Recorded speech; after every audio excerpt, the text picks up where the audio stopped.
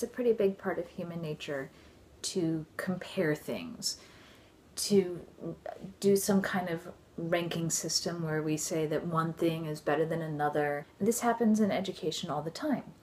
We are constantly bombarded with, these are the top 10 colleges, these are the top 10 schools, these are the top 10 states. We're very concerned with rank and where things fall in a list that quantifies the quality. And with education in different states being ranked, they use the tests that are given at the end of the year.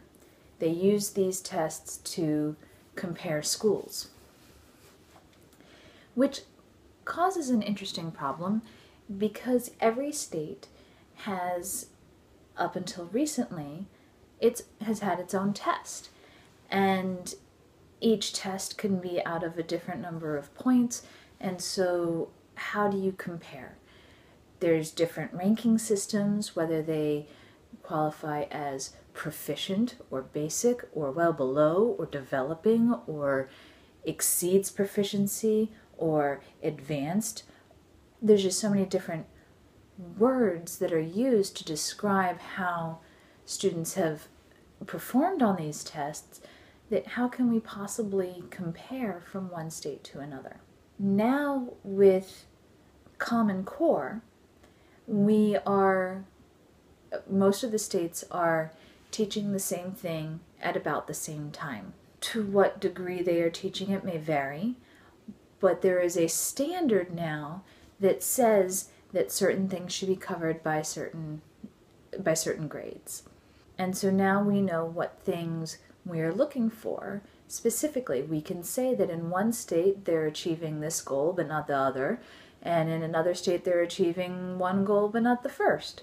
So we're creating a more level playing field, or rather a more level comparison field, so that we can say what the ranks actually are and have it mean something. One of the things that has come out of this need to compare and this need to standardize education is two consortiums that have each created a test. Half of the country is doing one, and half of the country is doing the other, which is going to make it even easier to compare one state to another because they'll be actually taking the same test. So a score of 300 on the test in one state is the same as a score of 300 on the test in another state. State that the students consistently score a 500 will be quantitatively better than a state that the students consistently score 400. So it's giving us a metric by which to compare. The optimist in me hopes that what the next step after that, once we have ironed out all of the problems with these new tests, because trust me, there are going to be problems. There already are problems, but the optimist in me hopes that as we use this metric to rank states' effectiveness in educating the students, we can actually start sharing resources and strategies. If there's a state that does really well in teaching problem solving, they can share their strategies with a state that's not doing so well in that area.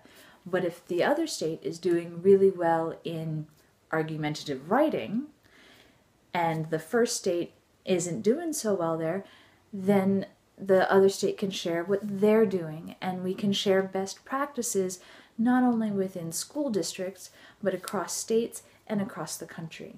And the more best practices that are openly shared, the better. So this week, in my Common Core theme, I am thankful for the opportunity to really be able to tell which states are succeeding and which are not. I'm thankful for the opportunity that this will afford for educators in different states to share their best practices.